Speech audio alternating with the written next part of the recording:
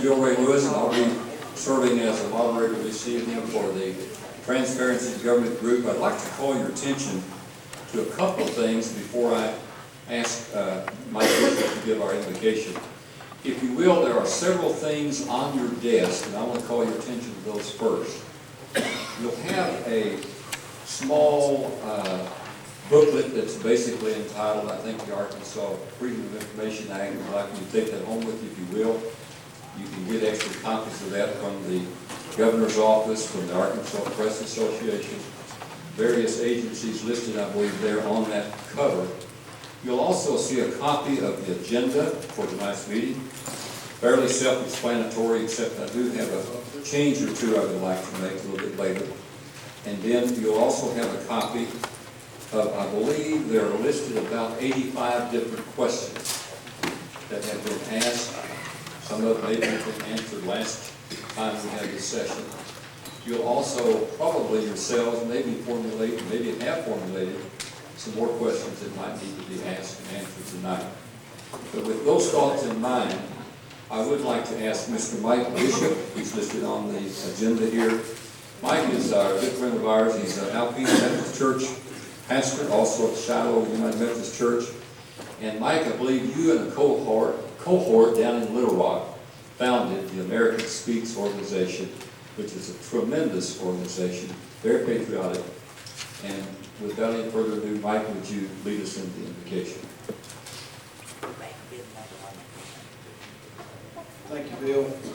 Let's bow our head and let us pray this evening. Start the evening with going to the Lord. Heavenly Father, we thank you again for this evening. We thank you for the opportunity to come together as a community once again to hear words and presentation and have open discussion about things that impact our community. We give you thanks for our community leadership, the people with the vision and the hope and the promise of things of making our community better. And at the same time, we give you the thanks for the fact that we live in a country and in a community where people can come and participate in these decision-making processes that we go through working to make our place better and safer. So, Heavenly Father, we just ask that you lead us and guide us tonight in our discussions, that you lead us in a way that is pleasing to you and your will and building the kingdom of God. In Jesus' name we pray. Amen. Amen.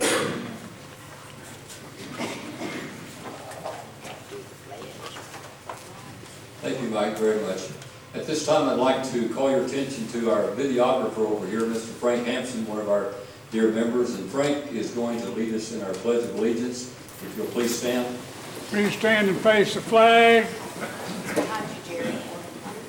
I pledge allegiance to the flag of the United States of America and to the republic for which it stands, one nation, under God, indivisible, with liberty and justice for all.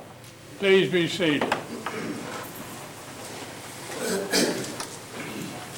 You know, all of us probably, myself included, Jeff, take for granted being here in America, being able to assemble ourselves like this, being able to pledge our flag, and to be able to be with friends and fellowship with them on topics of concern, no matter how we feel on any particular topic. And I do really appreciate each of you. You come from, all of you I know, and even including Scott here, comes from great families. Scott, thank you for coming.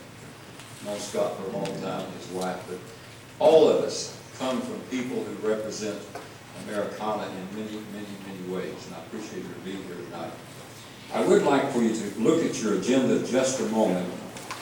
I'd like to ask that Rick Ellenbaugh, who is our distinguished mayor from Batesville, is here tonight at the panel. Rick will be speaking first, and then our present mayor, the Honorable Jerry Jackson, will be on the agenda at the very last. So we'll make that change, if you will. Rick will speak first, Jerry will speak last. And then, if you look on the second page of your agenda, where Bill Michelle's name is, our former Boone County Quorum Court Justice of the Peace, his spot will be replaced by Rick Schoenberger, Rick Schoenberger. And then where Rick's name is on the last page, will be where Bill Michelle will also be speaking as a panelist. So we will make those changes. Restrooms are located outside down the small little hallway here, go out into the foyer. Again, I've called your attention to some of the things that you have on the table there. And I want to re-stress a couple of things here, that really the purpose of the meeting is to give citizens, both inside of Harrison city limits and outside, a chance to have your say on how you feel, or questions you might want to ask or have answered concerning the City of Harrison's proposal to build a recreation center. And we want everybody to have a chance to ask questions, be respectfully heard, have their questions respectfully answered. And before we go any farther, I would like to clarify, because this question came up a time or two in our last meeting. This is a City of Harrison proposal, not a Boone County Court or not a combination city or court proposal. It is a City of Harrison proposal. Someone asked the question, I believe last time, what about the city and the court going together and make it a joint proposal? But that's not the way the ball bounces on this particular issue.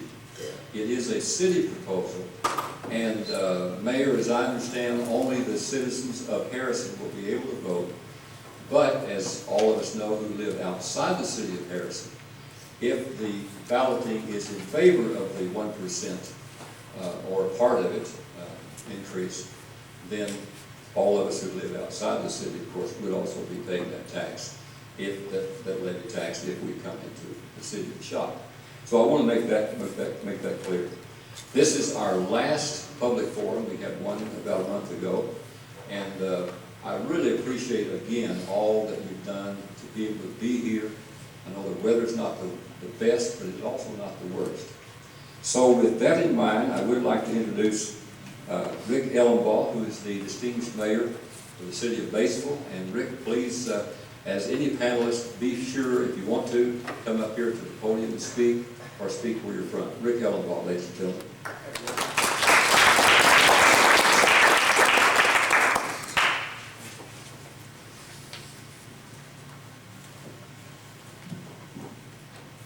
Dr. Lewis, I think last time you were here, you looked a little bit more comfortable because you had those short shorts on and looked like you were ready to play a tennis match. But let me tell you, Batesville, it's uphill to get here and it's uphill to go home. But it's actually a beautiful drive to be driving in the Ozarks. And kind of give you a little bit of background. How many were here last time when I spoke? They heard I was going to speak again, so they had to come again, didn't they? Yeah. I feel like I'm a traveling evangelist here. But I'm glad to be here in the city of Harrison, and I kind of give you a little history about the city of Batesville, and I'm going to give you a little bit more, and I may be talking about some of the same things that I covered when I spoke here back a few weeks ago. We did build a community center, but before that, I think I'd mentioned that Batesville is the oldest city in the state of Arkansas. Now, I'm going to tell you just a little scenario about Batesville, Arkansas. There was a little college that was wanting to locate in the state of Arkansas in around the 1880s. And that little college, it came down to two cities that little college was going to locate in. Does anyone know the name of that little college? The University of Arkansas. It came down to two choices: Batesville, Arkansas, or Fayetteville. They were asking the community to pass a sales tax. It went to the county, in Independence County in Batesville, and it failed. It went, and they were asking for $50,000 in land. They went to the voters, so the city said, we will put it on the ballot. We want this University of Arkansas that they're talking about here in Batesville, Arkansas. They went to the ballot and they passed an initiative. They said, we're going to do 60,000, and it passed. Now, a little place called Fayetteville, very close to here, they went to the ballot and they passed a sales tax initiative for $100,000. And they offered more land. The story goes, they left Batesville horseback in a covered wagon. Took them 8 days to get there. And the trip was so brutal that they ended up taking a train to St. Louis and coming back to Little Rock because they did not want to make that trek back. So I think you know the rest of the story. The University of Arkansas is in Fayetteville right now. Population,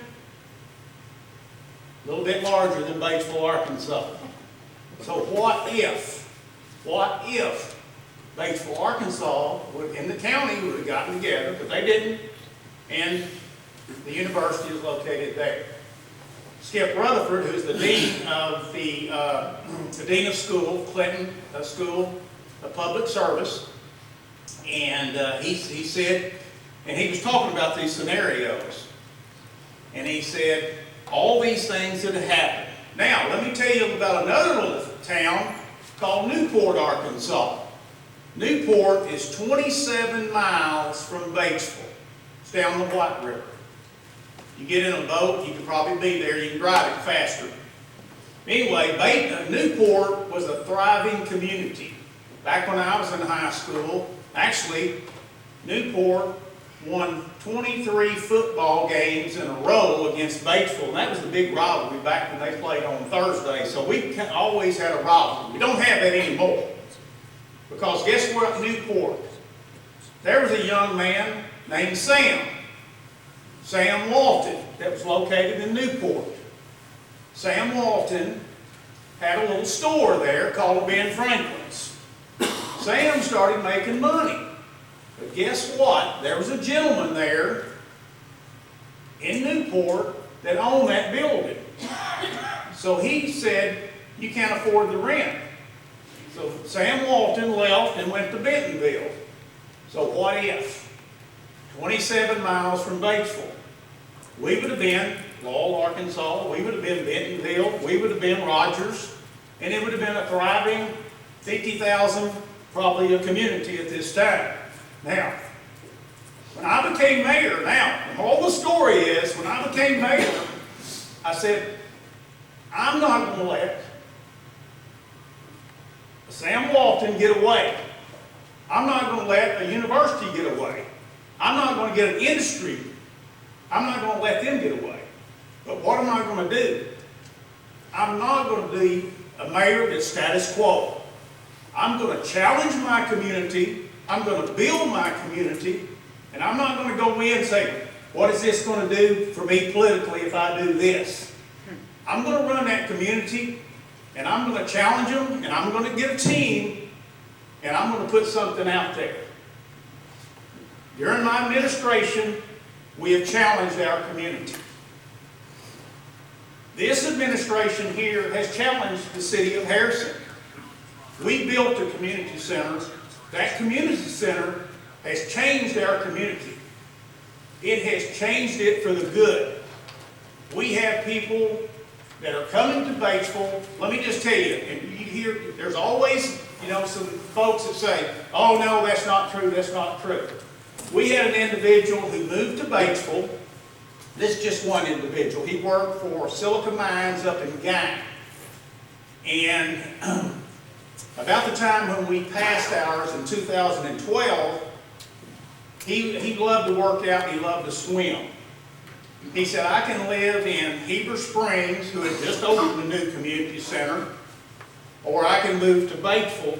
But I hear on your proposal that you're going to, if this passes, you're going to build an aquatic center that I can come and work out. I can drive to Gang. It made probably about the same distance. So he chose Batesville over Heber Springs And he could have very easily moved to Heber because the aquatic center was already there. He chose Batesville for those things. We have stories like that over and over. We've got a company called Future Fuels, and they have a lot of chemists that come in. They look for quality of life. If you look for economic development in the state of Arkansas or any state, one thing that they look is for workforce, roads. There's several things, there's a top 10, but around 5 or 6 is quality of life. So I'm trying to set my community apart from Harrison, Arkansas, Newport, Arkansas. Newport had a population of around 10,000. Their school district graduated over 200. That's 20 miles from Batesville. I graduated in 1972 from Batesville High School. And like I said, they had over 200. We had around 150, 160, I believe 168. They were larger. Now, their school system right now is around 60 to 70 students. They have lost population. And everybody always come up to me, we don't want to be Newport. We do not want to be Newport. My father-in-law was mayor of Newport. My wife is from Newport. But they were there during the heyday when everything was hitting on all cylinders. They're working hard to come back as a community. They have a good economic development tax, and they're trying to do all the right things. But I always tell them, 27 miles away, we don't have mosquitoes, and you've got mosquitoes in Newport. So that kind of sets us apart. So a community can either sit still or it can have a vision. And I think Harrison does have that vision. I don't have a dog in the hunt. I don't have a vote, but I have a passion for what has been accomplished in Batesville. And don't tell me just it's been a team. We've had a team of folks that said, we can change our community. Had a gentleman yesterday, I was in a restaurant. I was sitting there eating and he tapped me on the shoulder. And this gentleman's name is Robert Foster. Has anyone ever heard of Bad Boy lawnmowers? Robert built the first lawnmower, the Bad Boy, in his garage. This guy dropped out of high school. He sold his interest in Bad Boy, which I think I mentioned last time. You know, around 2002, they were making like 200 mowers. They went over 60,000 mowers last year. Robert has split away from the company, and he is building another mower in Batesville called the Spartan. He is also building ATVs for Mahindra tractors. He's also building a new thing that he calls for gated communities, a new golf cart. He said, it's cool. He said, Mayor, it's cool. I want you to see it. He said, it may be the coolest thing I've ever built. But anyway, what I was going to tell you, he tapped me on the shoulder. And he said, hey, thanks for building the community center. We had our dealer meeting. We got to display everything, you know, downstairs, and you have, you know, the complete gym floor. And he said, thanks for doing that. He said, we didn't have that opportunity before. Bad Boy, a couple of weeks ago, we confirmed they're going to have their Thanksgiving dinner. These are great folks. They take care of every one of their employees. And they will have 600-700 in our gymnasium for their Thanksgiving dinner. That's just another corporation. That's what our community center has done. First Community Bank, which I think is building a branch here, they have their they have parties for them there. They'll rent the complete facility, swimming pools, indoor, outdoor, gymnasium, and have every one of their employees show up there. That's what it's done for this community right there. I can name different things. The health wellness. Last time I was here talking about people who have lost 100 pounds. We've got people who have changed their life. They're off of their medication. Now, You know, I know a lot of the talk, it's 40, ours was about 20, by the time we put furnishings in it, we changed a lot of hours at the end, we added on to the gymnasium. We're looking at the price tag, which I know that's, you know, that's big. And you know, 40 million is a lot of money. It is. But in today's world, interest rate is really good. It is really good. It's a really good time to be going to the market on bonds. Now, with that being said, since 2012, when we went to bid, we changed a lot of our things, and so it ended up costing probably a little over $23 million when we did that. That's just for the community center. Y'all doing several other different things for that. But it's 23, I believe yours is around 29 to 30 year community center. Comparing, we have 3 gym floors, you guys will have 4. You build for the future. I wish I had the 4th court. You guys have a dive well. We did not put a dive well in ours. And I kicked myself in the hind end for not putting a dive well because that eliminates me from having a state swim meet. As a matter of fact, the 14th of November, they'll be coming through Harrison, and they're going to be going to Bentonville because they do have they have a diving well in their community center there. So those are a few other things. Of course, you know, steel has gone up, you know, since 2012. As a matter of fact, in 2012, when they bid it out, there was not one LED light in our facility because it was not feasible to put LED. The time we moved in it and finished it 2 years ago, we did some change orders, and it wasn't a lot of change orders, but we did, like I said, we added over the gym, we put some LEDs. We all over meeting rooms, we went LED lights. So those are some differences. I think you're going to have probably more square footage than we do. Like I said, this is, you know, not now, when? That's what I would say. Like I said, guys, I don't have a dog in the hunt, but I do have a passion, and I do. I like your plan. I like what you're doing with the trails. I love communities, and believe me, Harrison, Newport, Little Rock, Sherwood, Maumelle, I love all the neighbors. But at the end of the day, I'm going to build my community, and I'm going to try to steal everything I can. When it's coming out there, I want them in Batesville, Arkansas. I want them there. I'm going to have the quality of life. I'm going to have the quality of place. I'm going to have the infrastructure. So anyway, thank you guys. And like I said, it's always a pleasure to come here. You've got a beautiful community, and it's a great democracy. There's people, if you're anti-tax and you don't like tax, I'm not going to change your mind.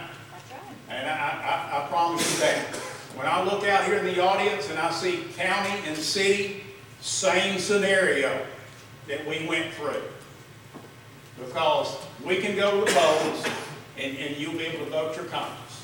Now, I will have to say, cities are set up with parks and recreation. They've got parks and recreation. So sometimes it's harder to get the counties and the city to coincide. But we had the same scenario. But anyway, guys, thank you and God bless.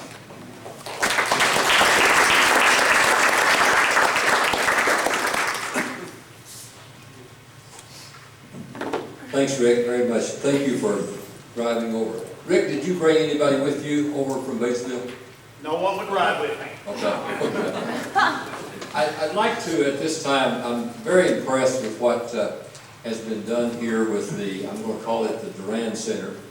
We may need to call this now the Crockett Tower or whatever, but I'd like for you to give a big hand to Jeff Crockett and his staff here.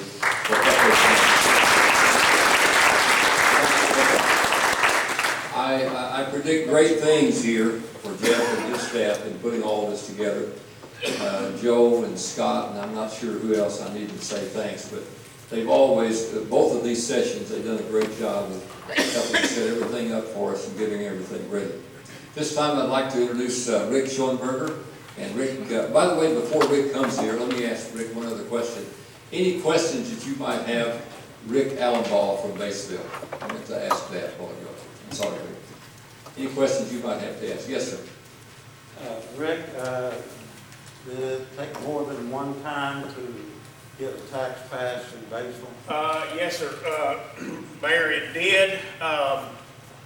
In 2010, in my last presentation, we did. We missed it by less than 100 votes. And I really believe the timing of our election wasn't good. There was several scenarios that happened.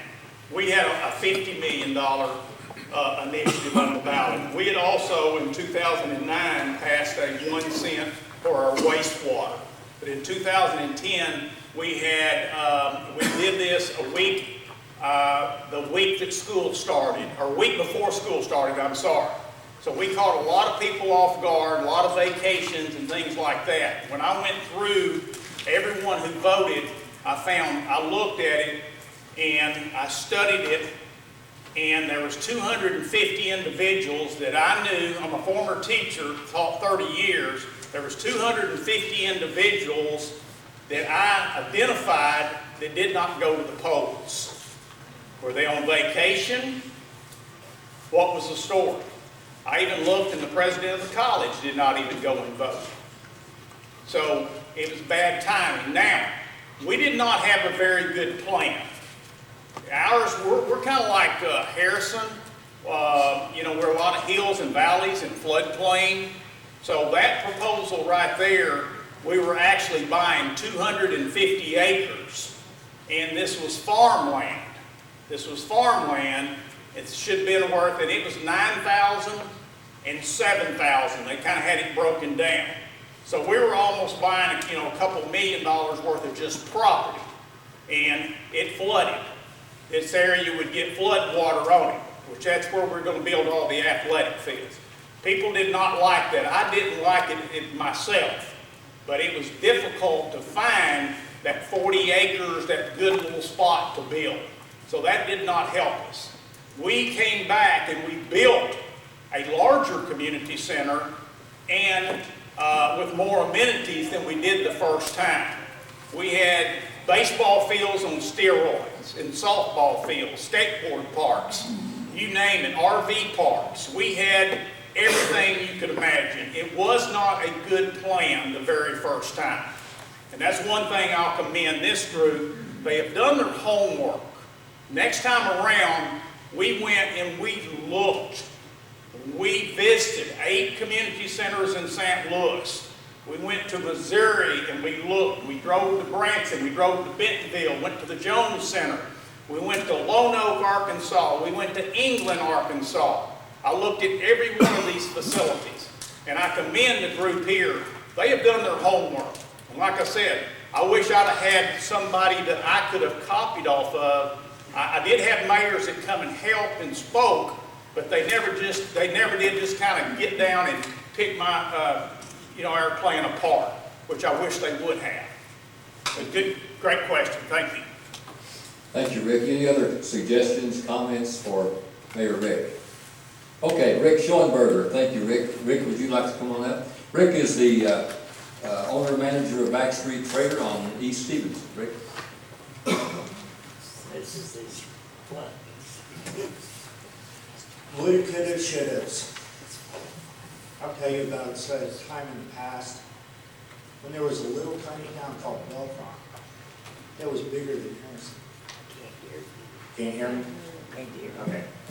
There was a little tiny town called Belfont that was bigger than Harrison. We had the train tracks laid in here. Harrison started to grow. Today, Harrison has grown to the point that we're here now. We've got a crossroads right now.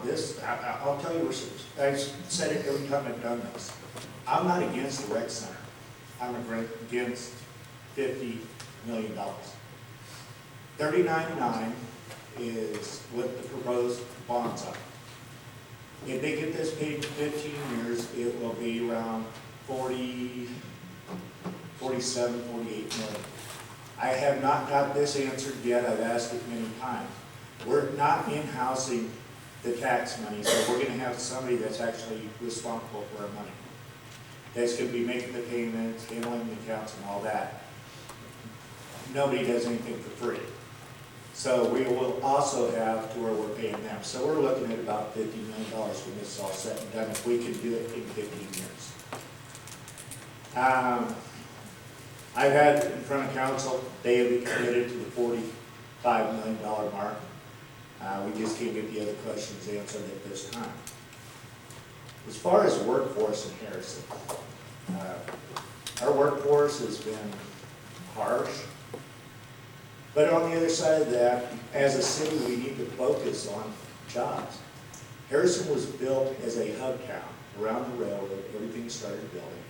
And we had jobs. We had jobs for people that came in from Holiday Island, from Mountain Home, to come in and work in our town. Somewhere along the lines, we have lost the realization that we were a hub town.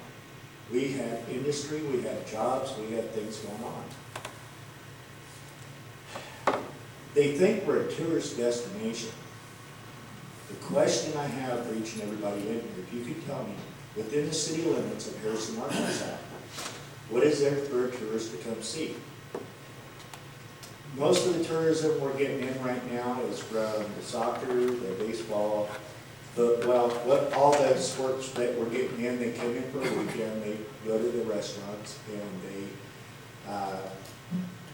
have hotel rooms. And that's how we judge tourism in our town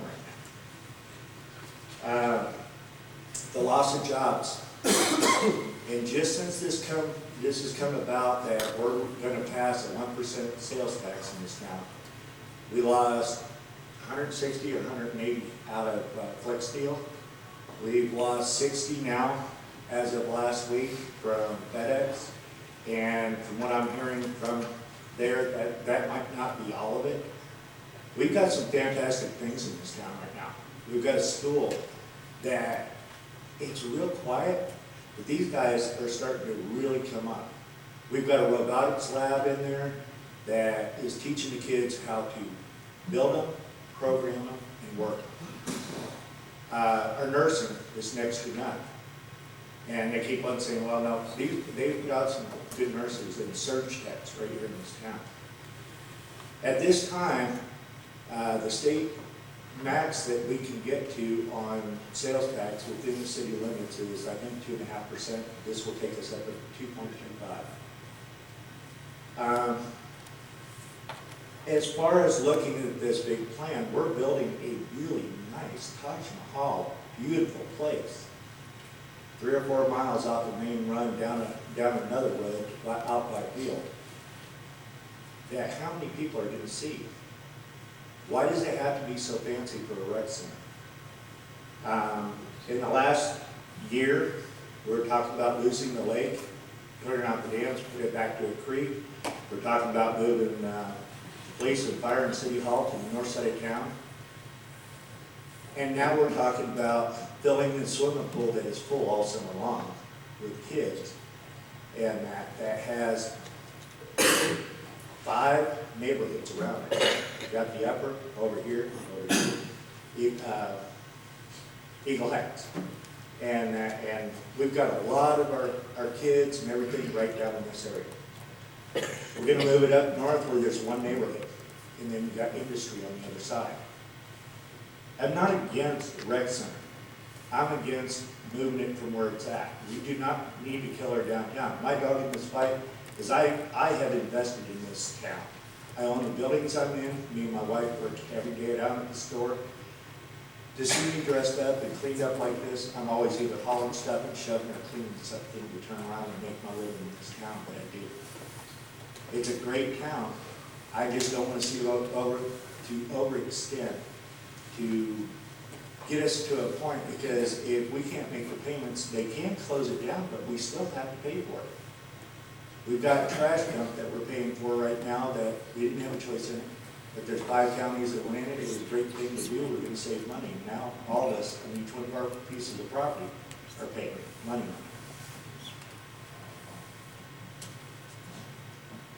Now, this is supposed to be a debate.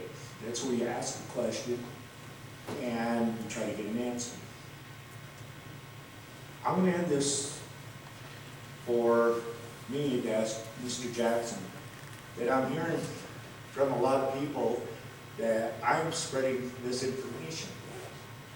All I've been informed of was the 45 plus million. Other than that, everything I've said is the 45 plus million. And if I'm saying something incorrect, I'll admit to it, if you can tell me what I'm saying wrong. Can I start now? Well, you just mentioned 50 million, let's round it up to 50 million because we hit 40 something. Well, let's go to something more important. Where'd you get 180 jobs were lost at Flex Steel? I said I said. No, you said 180. 160 is what they said. No, you said 180, but even at 160, you're not even close, Rick. Where'd you get 160? It came in. Nobody said 160. It was never published. It's not even close to 160. How How much? many is it? Maybe 108, 109. That's still a lot. It's not 160. Oh, wait a minute. Rick wants to know where he's wrong. He's wrong with 180. Where did you get 60 at FedEx? Well, here, Where'd you get 60 at FedEx? okay, now you're bringing this up. This is the first time I've mentioned 160 at this meeting. Wait, So- you want to know I'm where not Mayor asking. Jackson can point out you're wrong. I don't even have to go too far. I'm Okay. 30 seconds back. Right. And you mentioned 180 and you mentioned 60. Where did you get 60 at FedEx? Come off the FedEx roster when they escorted the gentleman out. No, Rick, that's not true. Just because you say it doesn't make it true. Does anybody in the room work for FedEx? Wow.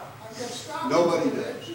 Well, let me assure you, folks, 60 is nowhere close. So Rick just keeps. So how I'm many not going to more? repeat. I'm not going to share with you, but let me tell you, it's less than 20% of that number.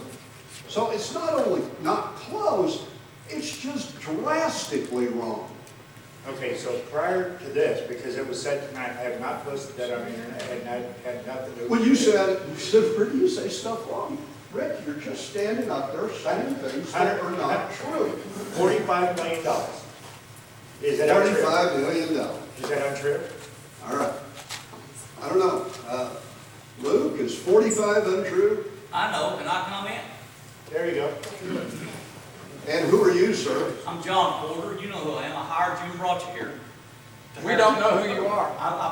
Some people have said that I'm to blame for that, some say I get credit for it, so you take your choice. But, 39.9 million at 2.3% interest over a period of 15 years is a little over $47 million. If the projection of city sales and the taxes they generate now holds true for 15 years. And you, Jared Jackson, know as well as I do that you cannot guarantee that's going to happen. I would venture to say there's no way it's going to pay off in 15 years. It's probably going to take closer to 20. And that's going to push it over $50 million off the front end. Our financial people will tell us it's closer to 12. I'm talking right now. You be quiet when I'm talking, I'll be quiet when you're talking. Please. Those numbers I just gave you is your own number, 39.9 million. At 2.3. And Mr. What's your name? I can never, I'm sorry, Luke, I can never pronounce your last name. Don't recommend it. But anyway, I asked Luke what the interest rates were going to be.